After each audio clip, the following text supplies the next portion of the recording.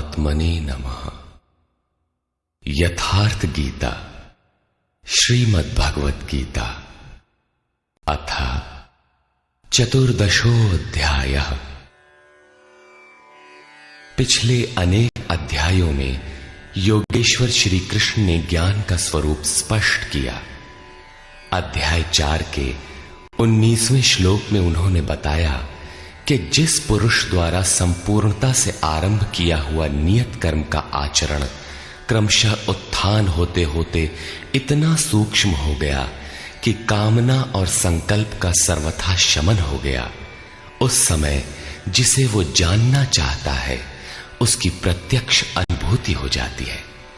उसी अनुभूति का नाम ज्ञान है। 13वें अध्याय में ज्ञान को परिभाषित किया। अध्यात्म ज्ञान नितत्वम तत्व ज्ञानार्थ दर्शनम। आत्मज्ञान में एक रस स्थिति और तत्व के अर्थ स्वरूप परमात्मा का प्रत्यक्ष दर्शन ज्ञान है। क्षेत्र क्षेत्रज्ञ के भेद को विदित कर लेने के पश्चात ही ज्ञान है। ज्ञान का अर्थ शास्त्रार्थ नहीं, शास्त्रों को याद कर लेना ही ज्ञान नहीं है। अभ्यास की वो अवस्था ज्ञान है जहां वो तत्व विदित होता है। परमात्मा के साक्षात्कार के साथ मिलने वाली अनुभूति का नाम ज्ञान है। इसके विपरीत सब कुछ अज्ञान है।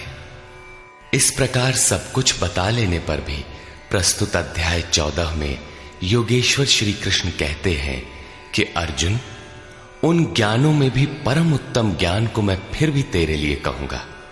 योगेश्वर उसी की पुनरावृत्ति करने जा रहे हैं, क्योंकि शास्त्र सुचिंतित पुनि पुनि देखिए। भली प्रकार चिंतन किया हुआ शास्त्र भी बार बार देखना चाहिए। इतना ही नहीं, ज्यों ज्यों आप साधन पथ पर अग्रसर होंगे, ज्यों ज्यों उस इष्ट में प्रवेश पाते जाएंगे, त्यों त्यों ब्रह्म से नवीन नवीन अनुभूति मिलेगी। ये जानकारी सद्गुरु महापुरुष ही देते हैं। इसलिए श्री कृष्ण कहते हैं, मैं फिर भी कहूंगा। श्री भगवान उवाच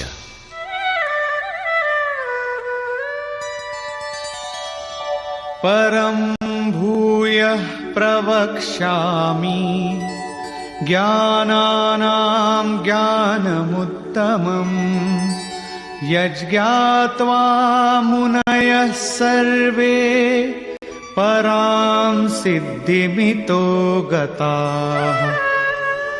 अर्जुन, ज्ञानों में भी अति उत्तम ज्ञान परम ज्ञान को मैं फिर भी तेरे लिए कहूंगा, जिसे पीछे कह चुके हैं, जिसे जानकर सब मुनिजन इस संसार से मुक्त होकर परम सिद्धि को प्राप्त होते हैं, जिसके बाद कुछ भी पाना शेष नहीं रहता।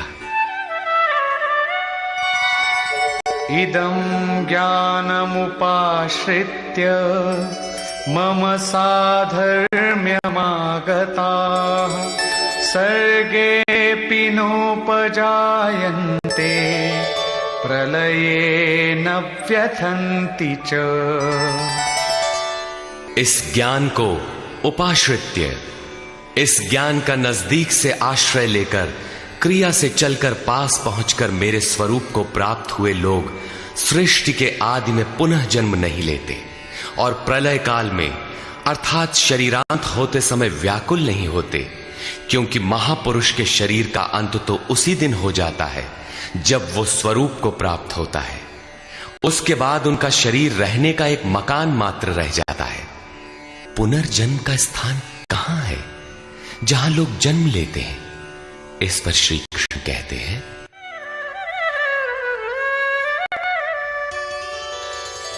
मम योनिर्महद् ब्रह्म तस्मिन् गर्भं दधाम्यहम् सम्भवः सर्वभूतानां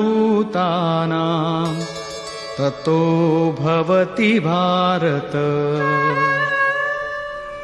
हे अर्जुन, मेरी महद ब्रह्म अर्थात अष्टधा मूल प्रकृति संपूर्ण भूतों की योनि है और उसमें मैं चेतन रूपी बीज को स्थापित करता हूं।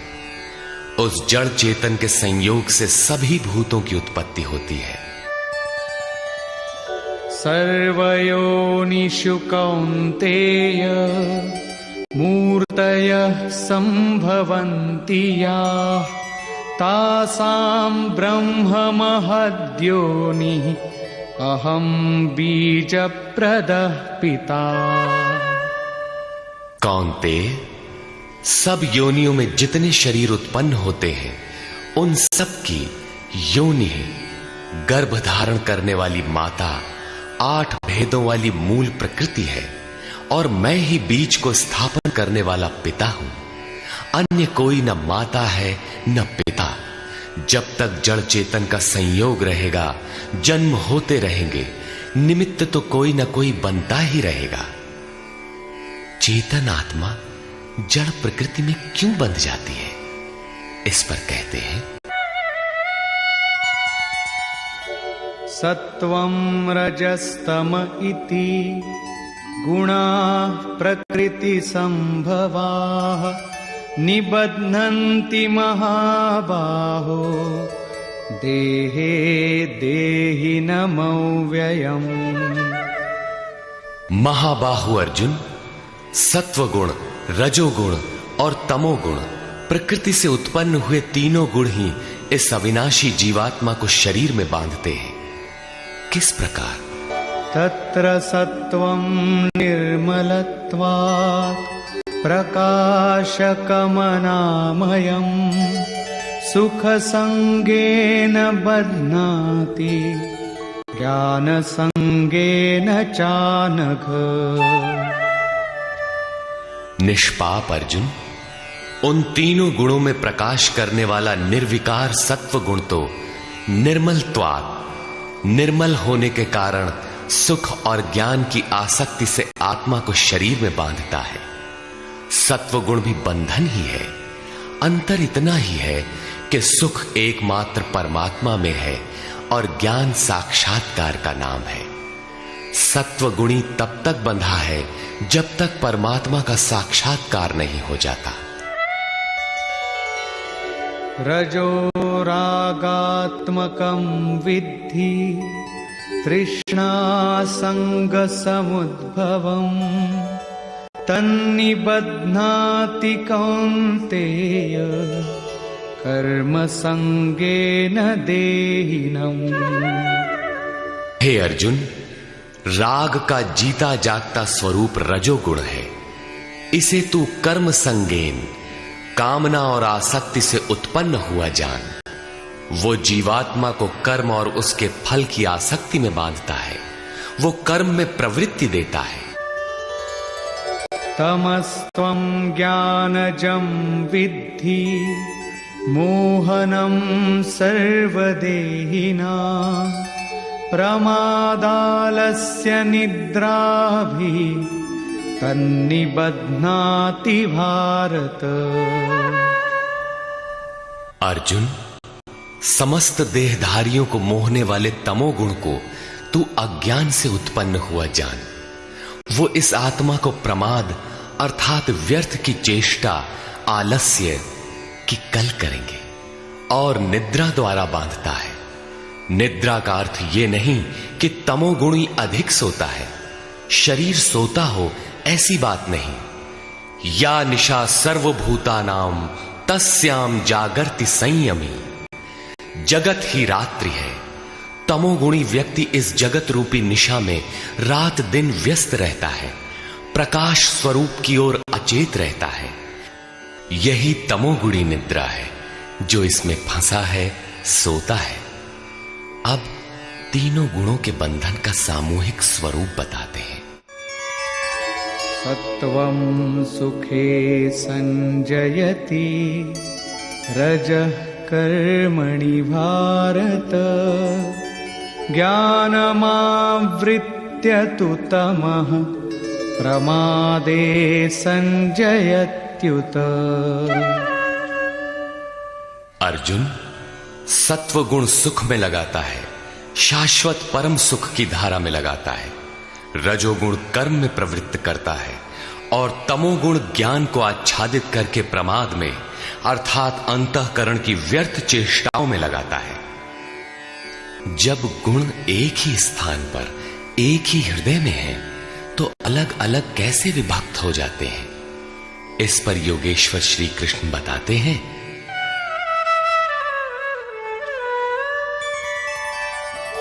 रजस्तमश्चाभिभूय सत्वं भवति भारत, रजः सत्वं तमश्चैव तमः सत्वं रजस्तथा।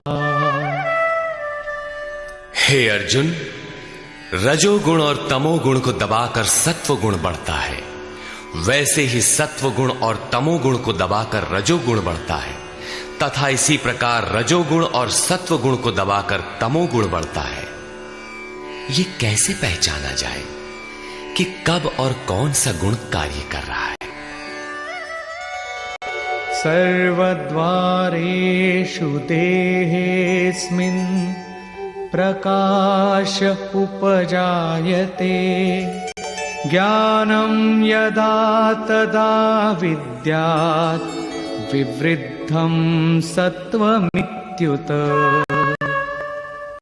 जिस काल में इस शरीर तथा अंतःकरण और संपूर्ण इंद्रियों में ईश्वरीय प्रकाश और बोध शक्ति उत्पन्न होती है, उस समय ऐसा जानना चाहिए कि सत्व गुण विशेष वृद्धि को प्राप्त हुआ है, तथा लोभ प्रवृत्तिरारंभः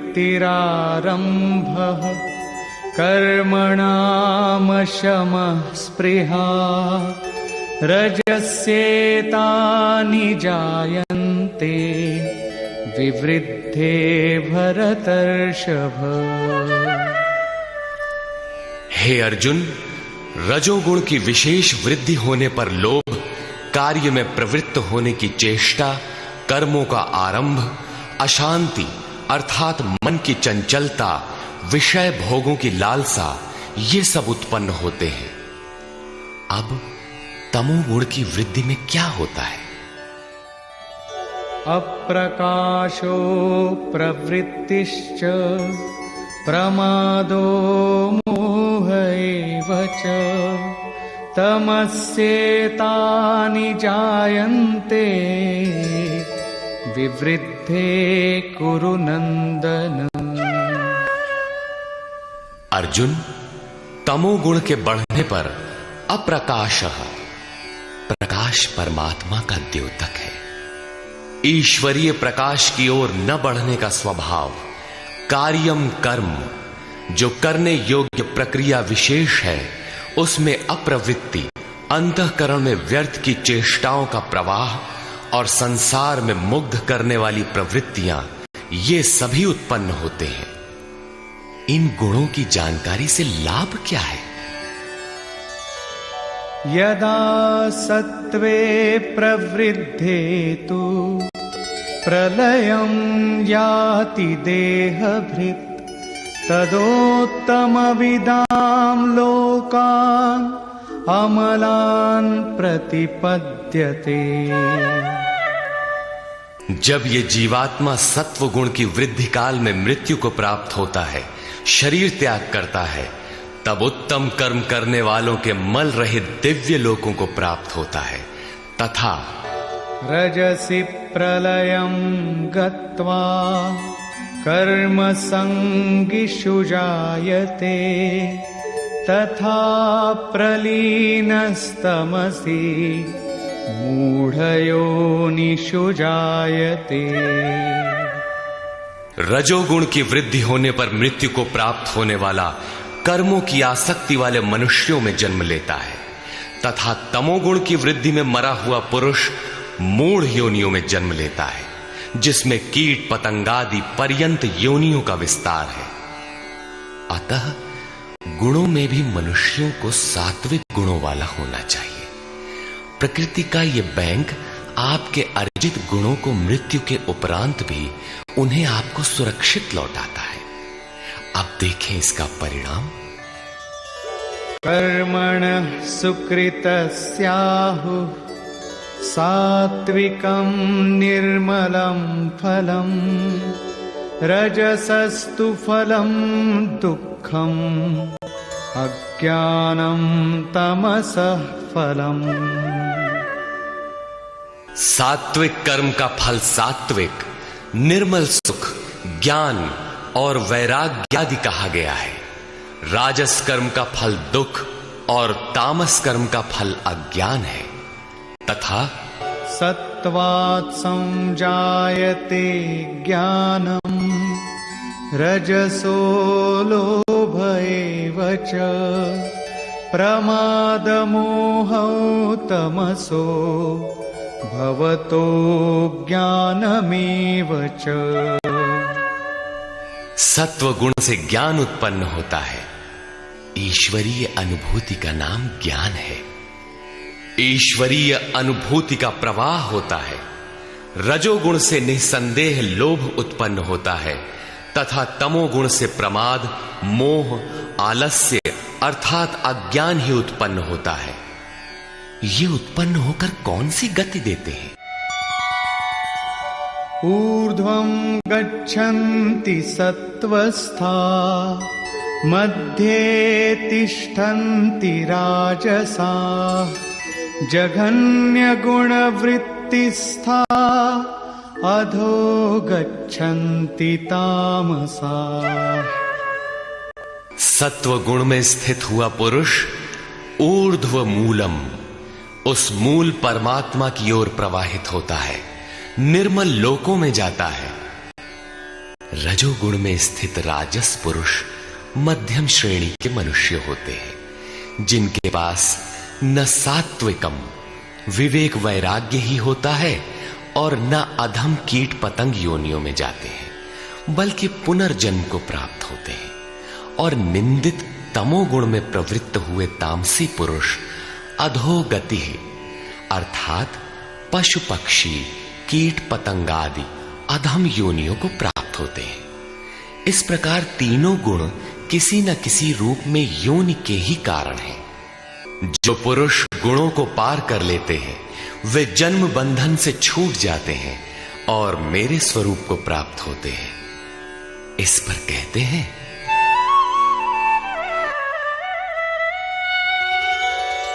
नान्यं गुणेभ्यः कर्तारं यदा द्रष्टानुपश्यति गुणेभ्यश्च परं वेत्ति मद्भावं सोऽधिगच्छति।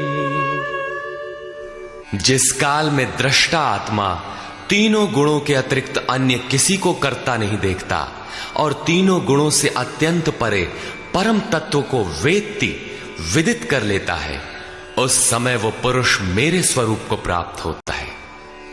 ये बौद्धिक मान्यता नहीं है कि गुण गुणों में बरतते हैं। साधन करते करते एक ऐसी अवस्था आती है जहां उस परम से अनुभूति होती है कि गुणों के सिवाय कोई करता नहीं दिखता। उस समय पुरुष तीनों गुणों से अतीत हो जाता है। ये कल्पित मान्यता नहीं है तथा इसी पर आगे कहते हैं गुणानेतानतीत्यत्रीन् देहि देह समुद्भवान् जन्म मृत्यु जरा दुःखैर् विमुक्तो मृतमश्नुते। पुरुष इन स्थूल शरीरों की उत्पत्ति के कारण रूप तीनों गुणों से अतीत होकर जन्म मृत्यु वृद्धावस्था और सब प्रकार के दुखों से विशेष रूप से मुक्त होकर अमृत तत्व का पान करता है। इस प्रकार अर्जुन ने प्रश्न किया। अर्जुन उवाच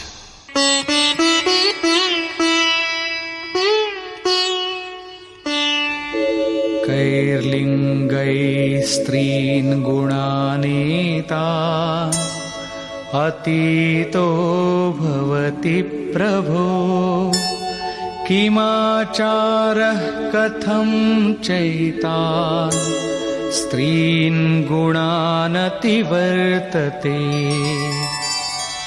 प्रभु, इन तीनों गुणों से अतीत हुआ पुरुष किन किन लक्षणों से युक्त होता है और किस प्रकार के आचरणों वाला होता है तथा मनुष्य किस उपाय से इन तीनों गुणों से अतीत होता है। श्री भगवान उवाच प्रकाशं च प्रवृत्तिं च मोहमेव च पाण्डव न द्वेष्टि सम्प्रवृत्तानि न निवृत्तानि काङ्क्षति।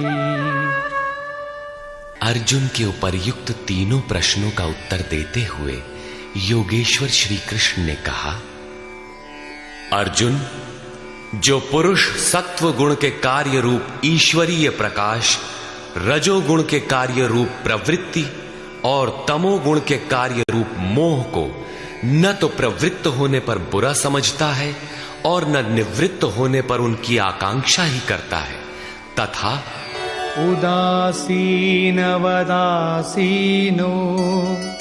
गुणैर्यो न विचाल्यते गुणा वर्तन्त इत्येव योऽवतिष्ठति नेङ्गते।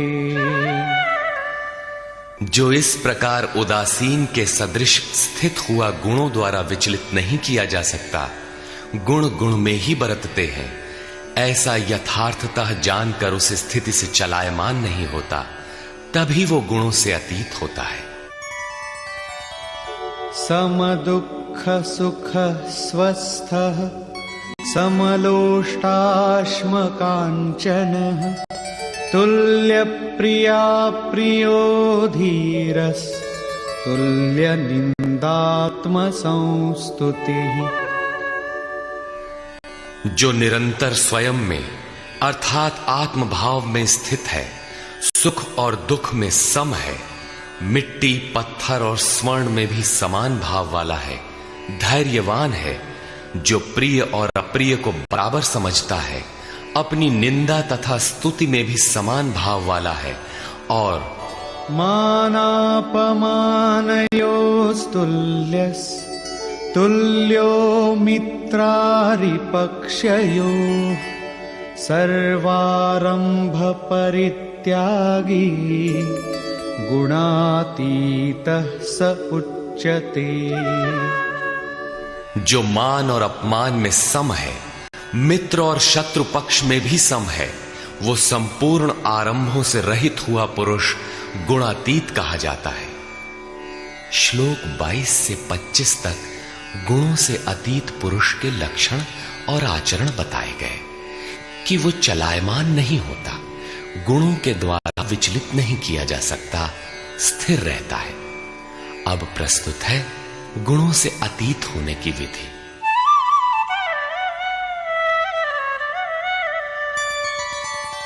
मां च यो व्यभिचारेण भक्ति योगेन सेवते सगुणान् समतीत्यैतान् ब्रह्म भूयाय कल्पते। जो पुरुष अव्यभिचारिणी भक्ति द्वारा अर्थात इष्ट के अतिरिक्त अन्य सांसारिक स्मरणों से सर्वथा रहित होकर योग द्वारा अर्थात उसी नियत कर्म द्वारा मुझे निरंतर भजता है, वो इन तीनों गुणों का अच्छी प्रकार उल्लंघन करके पर ब्रह्म के साथ एक होने के योग्य होता है, जिसका नाम कल्प है। ब्रह्म के साथ एक ही भाव हो जाना ही वास्तविक कल्प है। अनन्य भाव से नियत कर्म का आचरण किए बिना कोई भी गुणों से अतीत नहीं होता। अंत में योगेश्वर निर्णय देते हैं,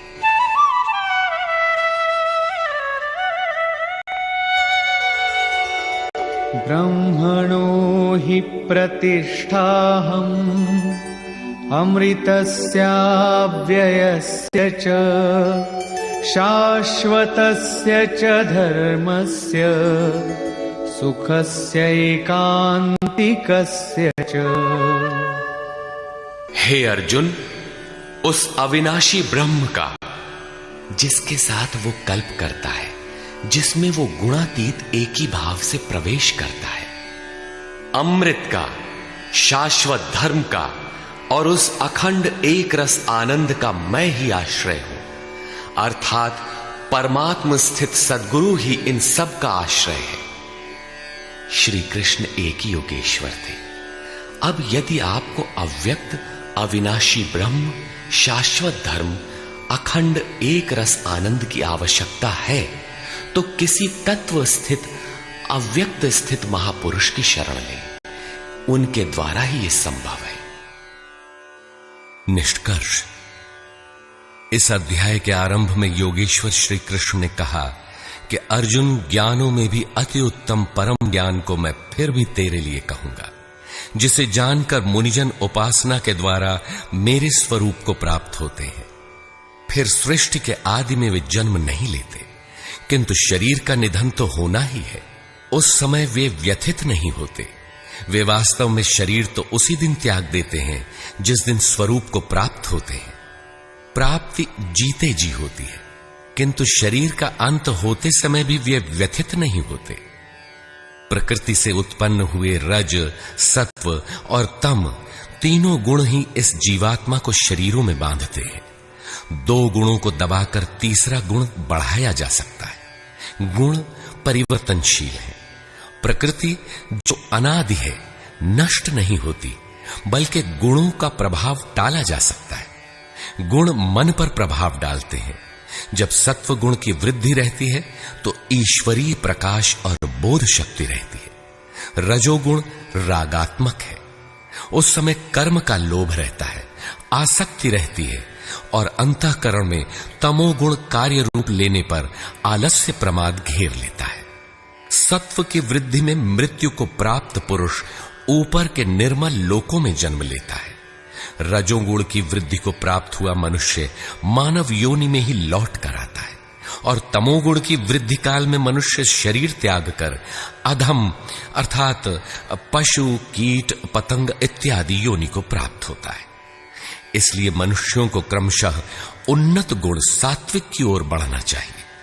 वस्तुतः तीनों गुण किसी न किसी योनि के ही कारण हैं। गुण ही आत्मा को शरीरों में बांधते हैं, इसलिए गुणों से अतीत होना चाहिए। वे जिससे मुक्त होते हैं उसका स्वरूप बताते हुए योगेश्वर ने कहा, अष्टधा मूल प्रकृति गर्भ को धारण करने वाली माता है और मैं ही बीज रूप पिता हूं। अन्य न कोई माता है न पिता। जब तक यह क्रम रहेगा तब तक चराचर जगत में निमित्त रूप से कोई न कोई माता पिता बनते रहेंगे, किंतु वस्तुतः प्रकृति ही माता है, मैं ही पिता हूं। अर्जुन ने 3 प्रश्न किए। गुणातीत पुरुष के क्या लक्षण हैं, क्या आचरण है, और किस उपाय से मनुष्य इन तीनों गुणों से अतीत होता है। इस पर योगेश्वर श्री कृष्ण ने गुणातीत पुरुष के लक्षण और आचरण बताए, और अंत में गुणातीत होने का उपाय बताया कि जो पुरुष अव्यभिचारिणी भक्ति और योग के द्वारा निरंतर मुझे भजता है वह तीनों गुणों से अतीत हो जाता है। अन्य किसी का चिंतन न करते हुए निरंतर इष्ट का चिंतन करना अव्यभिचारिणी भक्ति है। जो संसार के संयोग वियोग से सर्वथा रहित है उसी का नाम योग है। उसको कार्य रूप देने की प्रणाली का नाम कर्म है। यज्ञ जिससे संपन्न होता है वह हरकत कर्म है। अव्यभिचारिणी भक्ति द्वारा उस नियत कर्म के आचरण से ही पुरुष तीनों गुणों से अतीत होता है और अतीत होकर ब्रह्म के साथ एक ही भाव के लिए पूर्ण कल्प को प्राप्त करने के लिए योग्य होता है। गुण जिस मन पर प्रभाव डालते हैं उसके विलय होते ही ब्रह्म के साथ एक ही भाव हो जाता है। यही वास्तविक कल्प है। अतः बिना भजन किए कोई गुणों से अतीत नहीं होता। अंत में योगेश्वर श्री कृष्ण निर्णय देते हैं, वह गुणातीत पुरुष जिस ब्रह्म के साथ एक ही भाव में स्थित होता है उस ब्रह्म का, अमृत तत्व का, शाश्वत धर्म का और अखंड एक रस आनंद का मैं ही आश्रय हूं, अर्थात प्रधान करता हूं। अब तो श्री कृष्ण चले गए। अब वह आश्रय तो चला गया। तब तो बड़े संशय की बात है, वह आश्रय अब कहां मिलेगा। लेकिन नहीं, श्री कृष्ण ने अपना परिचय दिया है कि वे एक योगी थे, स्वरूपस्थ महापुरुष थे। शिष्यस्ते अहम शाधिमाम त्वाम प्रपन्नम। अर्जुन ने कहा, मैं आपका शिष्य हूं, आपकी शरण हूं, मुझे संभालिए। स्थान स्थान पर श्री कृष्ण ने अपना परिचय दिया, स्थित प्रज्ञ महापुरुष के लक्षण बताए और उनसे अपनी तुलना की। अतः स्पष्ट है कि श्री कृष्ण एक महात्मा योगी थे। अब यदि आपको अखंड एक रस आनंद, शाश्वत धर्म अथवा अमृत तत्व की आवश्यकता है तो इन सब की प्राप्ति के स्रोत एकमात्र सद्गुरु हैं।